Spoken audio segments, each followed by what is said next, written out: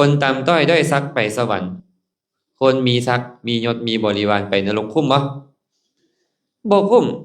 ฉะนั้นยศซักพาไปสวรรค์บ่ได้ทรัพย์สมบัติพาไปสวรรค์บ่ได้สุขภาพพรานามัยพาไปสวรรค์บ่ได้ญาติกาวงศาพาไปสวรรค์บ่ได้ในสมัยพุทธกาลเนาะมีเศรษฐีคนหนึ่งรวย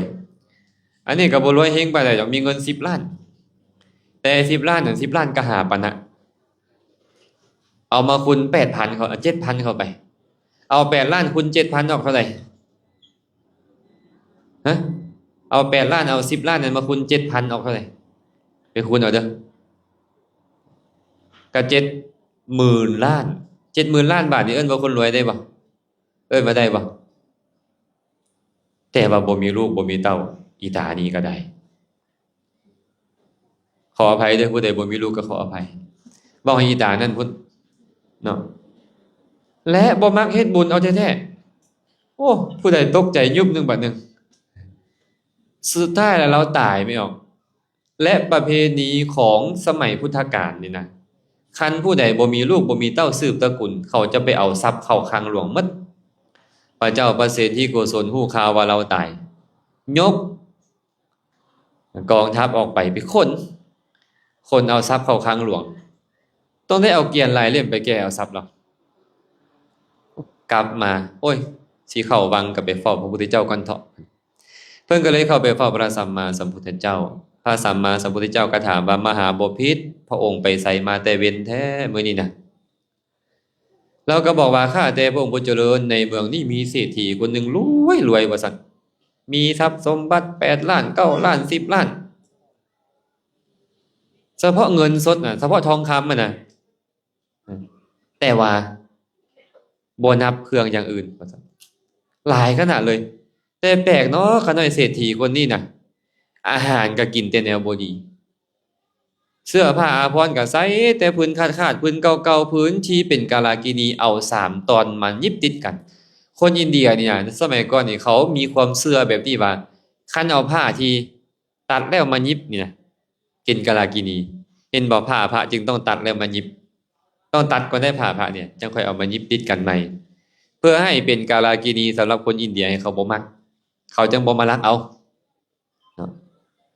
และอีกอย่างหนึ่งคันห่มของเขาก็มีแต่คันเก่าๆยานพาหนะก็ขี่แต่คันเก่าๆว่าซั่นเป็นหยังคือเป็นแบบนี้เนาะคนหน่อยคนรวยอีหยังคือเป็นแบบนี้แล้ววะมีบ่บ้านเฮารวยเลยเป็นแบบนี้ลองซี่มือมึงดูซี่มือไปใส่ผู้ใดผู้หนึงรวยเลยขี้ที่ให้ทอดตัวเองนี่นะคันบ่กล้าซี่ก็บ่เป็นหยังเด้อสั่นเขาแล้วก็มาบอกทีหลังก็ได้นี่อาจารย์ผู้นั้นแม่ต้อยหันบ่แม่เวียงหันก็บาซี่ให้เบิ่งเลยจ้ะ เศรษฐีขี้ที่นี่น่ะว่าสิเนาะพระพุทธเจ้าก็เลยบอกว่าถึกแล้วมหาบพิตรถึกแล้วเรื่องเคยมีมาแล้วเศรษฐีคนนี้นี่นะเคยเป็นเศรษฐีอยู่เมืองนี้คือกันเราเป็นคนขี้ทีไอ้ขี้ทีนี่บ่แม่นหาก็เป็นเด้อนี่เด้อมันเป็นมาหลายชาติแล้วเด้อมาฮอดชาติปัจจุบันมันก็ยังขี้ทีอยู่เนาะแต่ว่าเขาได้ใช้ให้คนทับไส้ให้เมียกับคนทับไส้นี่นะเอาอาหารไปใส่บาตรพระปัจเจกพุทธเจ้าพระนามว่าตัครสิขีและเขายังได้ฆ่าลูกชายของอ้ายเขาเพราะเหตุแห่งทรัพย์พร้อมอ้ายแต่งงานกับเอื้อยไผ่มีลูกชายอยู่ผู้หนึ่งปรากฏว่าพอแต่ฮู้ความแล้วไปซี่อันนี้ก็ของพ่อข่อยอันนั้นก็ของพ่อข่อยได้เอาเว้ยอันนั้นก็ของพ่อข่อยได้เอาเว้ยทั้งหมดนี่เป็นของข่อยหมดเด้เหลือใจว่าเราพูดเป็นเอาอ่ะหมอน้อยนี่มันคือโพดแท้ล่อไปฆ่าทิ่มซะย้อนอยากได้ทรัพย์นั้น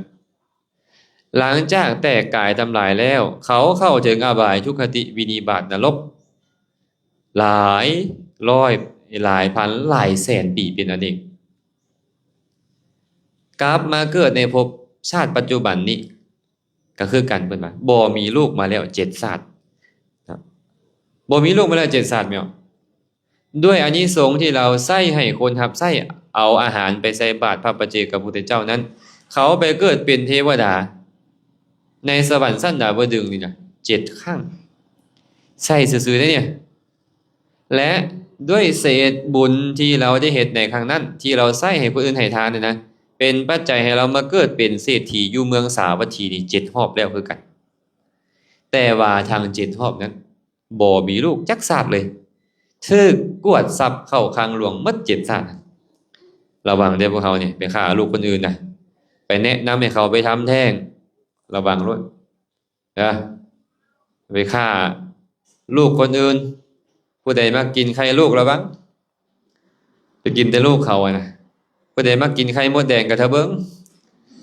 มากินขั่วแมงแคงอ่อนก็จังเบิ่งอันนั้นก็ได้สิบ่มีลูกหลายชาติอยู่ดอกมันส่งผลหั่นน่ะระวังเด้อนี่พระพุทธเจ้าตรัสไว้แบบนี้อีหลีเด้ญาติโยมพระพุทธเจ้าเลยตรัสต่อไปว่ามหาบ่พิษแต่ว่าบุญเก่าเขาหมดแล้วบุญใหม่เขาก็บ่สั่งสมตอนนี้เศรษฐีคนนั้นไม่อยู่แล้วในมหาโรรุวะนรกแล้วตายแล้วไปตกนรกชื่อว่ามหาโรรุวะเลยเด้รวยบ่ล่ะรวยมีเงินหลายหมื่นล้านบาทกันแล้วกันคันเทียบกับปัจจุบันแต่ว่าไปตกนรกคุ้มบ่แม่นต้อยบ่คนขอทานไปสวรรค์เศรษฐีไปนรกนี่คุ้มบ่คนต่ำต้อยด้อยซักไปสวรรค์คนมีทรัพย์มียศมีบริวารไปนรกคุ้มบ่คุ้มฉะนั้นยศศักดิ์พาไปสวรรค์บ่ได้ทรัพย์สมบัติพาไปสวรรค์บ่ได้สุขภาพพรานามัยพาไปสวรรค์บ่ได้ญาติกาวงศาพาไปสวรรค์บ่ได้พระพุทธเจ้าตรัสไว้แบบนี้เลยแต่ว่าคนจะเข้าถึงสุคติโลกสวรรค์ได้ด้วยศีลสมบัติทิฏฐิสมบัติบ่รวมๆก็คือบุญกุศลบุญกุศลจะพาเอาไปสวรรค์ญาติโยมและบุญกุศลนี่แหละจะเกื้อกูลต่อพระนิพพานเพราะฉะนั้นเฮาเอาเศรษฐีนี้มาเป็นแบนแยงให้เฮาก็ได้รวยแต่ตกนรกนี่มันบ่คุ้มพระพุทธเจ้าก็เลยตรัสพุทธพจน์เอาไว้แบบนี้ว่าถ้านางทันยังราชตังชาตรูปังปริกหังวาปิยะทัตถิกินจิทาสากัมมะการาเปสาเยจัสสะอนุชีวิโนสัพพันนาทายะคันตับพังสัพพังนิขิปคามินังทรัพย์สมบัติเข้าเปลือกแก้วแหวนเงินทองสิ่งที่เขาครอบครองห่วงแหนอยู่ทั้งหมดนั้นคนที่อาศัยเขาเลี้ยงชีพทาสกรรมกรทั้งหลายเขายอมทิ่มสิ่งเหล่านี้ไว้ทั้งหมดเลยถือเอาไปบ่ได้พระเจ้าบอกว่าเงินทองก็เอาไปบ่ได้เด้อเข้าเปลือกข้าวสารเอาไปบ่ได้สิ่งที่ครอบครองห่วงแหนบ้านซ่องที่ดินเอาไปบ่ได้คนหับไส้ทาสกรรมกรคนมาอาศัยตนเองเลี้ยงชีพต้องชิมไว้ในโลกนี้หมดแต่สิ่งใดที่เขาเฮ็ดไว้แล้วด้วยกายวาจาใจคิดอันใดไว้เว้าอันใดออกมากระทำอันใดด้วยกายวาจาใจเป็นบุญหรือเป็นบาปก็ตามสิ่งเหล่านั้นจะเป็นทรัพย์สมบัติของเขาเขาจะเอาสิ่งนั้นไปเขาเอาแต่สิ่งนี้ไปสิ่งนั้นคือหยังสิ่งใดที่เขาคิดสิ่งใดที่เขาเว้าสิ่งใดที่เขาเฮ็ดไว้แล้วนั้นเขาจะเอาสิ่งนั้นไปและสิ่งนั้นจะติดตามเขาไปเหมือนเงาตามตัวไปฉะนั้นฉายาว่าอนุปายินีจะติดตามเหมือนเงาตามตัวไปเคยไล่เงาหนีจักเทื่อบ่แม่น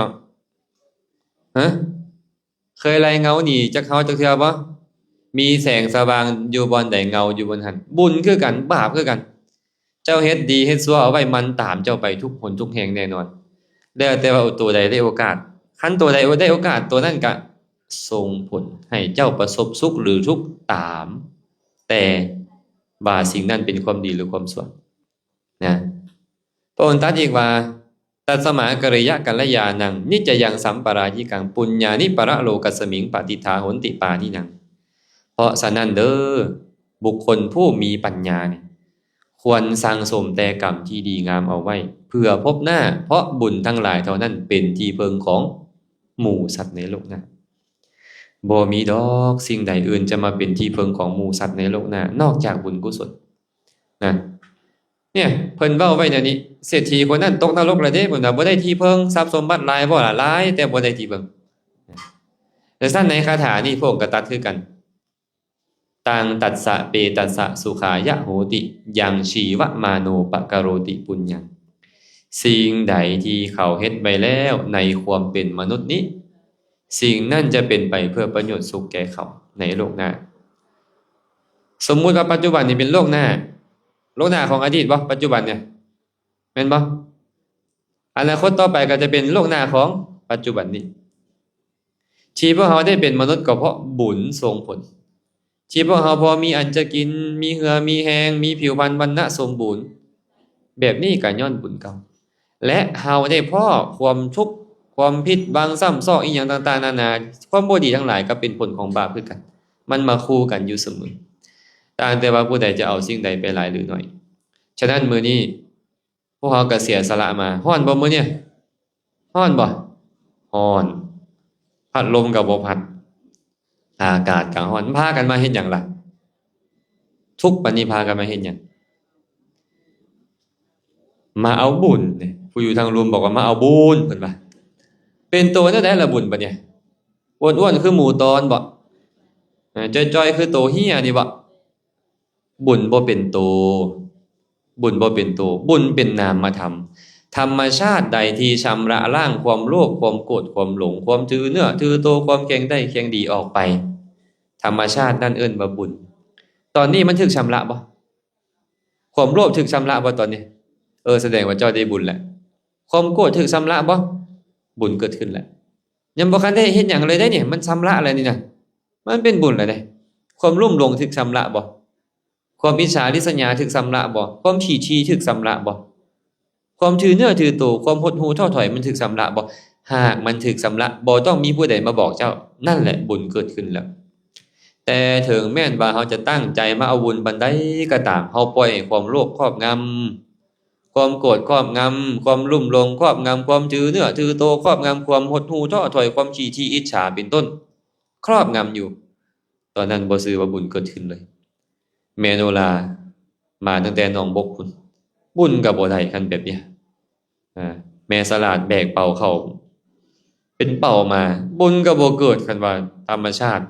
ที่ชำระนี่มันบ่เกิดขึ้นฉะนั้นขอให้เฮาทานทั้งหลายนี่นะได้พยายามปรุงแต่งจิตใจตัวเองบุญจะมีหลายเพราะฮู้จักปรุงแต่งบุญ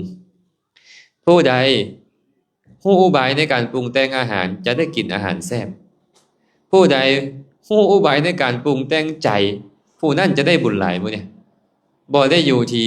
ว่าเฮ็ดอีหยังใดแต่อยู่ที่ว่าปรุงแต่งใจได้ส่ำใด